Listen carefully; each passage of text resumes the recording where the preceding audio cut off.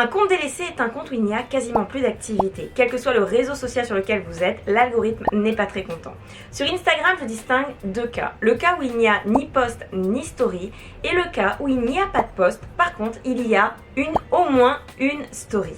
Personnellement, je vous conseille ce cas-là. C'est-à-dire que même si vous délaissez votre compte, pensez à laisser quelques stories de temps en temps pour montrer à l'algorithme que vous êtes toujours présente.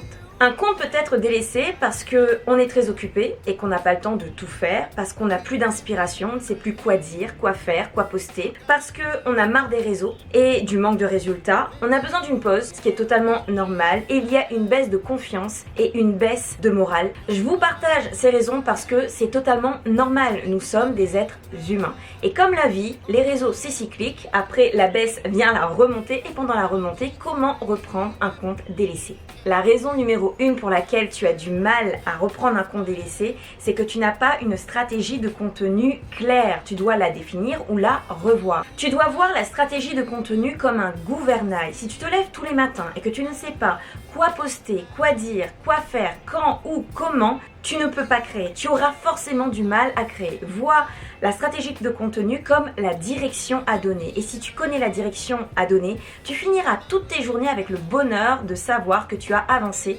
dans tes projets et tes objectifs. Formaliser son organisation, c'est formaliser le fond et la forme de ton organisation. Le fond de ton organisation, c'est tout ce qui concerne la liste des tâches et prendre ces tâches et les mettre dans un plan clair qui te dise par mois et par semaine ce que tu dois faire. La forme de ton organisation, c'est de savoir quels sont les meilleurs outils pour toi qui te permettent de tenir cette organisation. Cela peut être un agenda si tu es plus papier ou des outils numériques comme Trello, Asana ou encore Notion. Le meilleur moyen de se garantir de publier même quand ça ne va pas, c'est de créer du contenu en avance. Quand tu reprends un compte délaissé, les résultats ne seront pas forcément au rendez-vous dès les premières publications. Tu peux te retrouver à être découragé. En ayant du contenu en avance, pendant ces moments où tu es découragé, tu n'as rien à faire si ce n'est que de poster ce qui a déjà été créé. C'est pourquoi il est très important de créer du contenu en avance. Si par le passé, tu n'as pas eu les résultats que tu souhaitais, je t'invite à réfléchir sur ce point. Peut-être que tu ne t'es pas mis à fond. Donc mon conseil, c'est de s'y mettre à fond, beaucoup plus à fond que ce que tu ne faisais auparavant sur les réseaux dans ta création de contenu.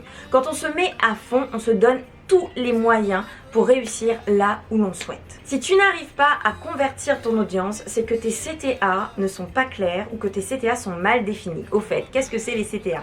Les CTA, ce sont des call to action, autrement dit des appels à l'action. Prends un temps et définis ta liste de CTA. Où est-ce que tu vas driver ton public? Et pas que des CTA qui visent à vendre absolument ton produit, cherche également à varier tes CTA pour ne pas tomber dans la redondance. Les résultats liés à l'ego t'empêchent de passer à l'action. Les résultats liés à l'ego sont les likes, le nombre de vues, les commentaires. À force d'être trop attaché à ce genre de métriques, tu peux être frustré, déprimé par le manque de résultats que tu peux voir. Alors que tu peux avoir un contenu qui fonctionne excellemment bien et n'avoir aucune conversion, et avoir un contenu que tu penses qui ne fonctionne pas et avoir beaucoup de conversions.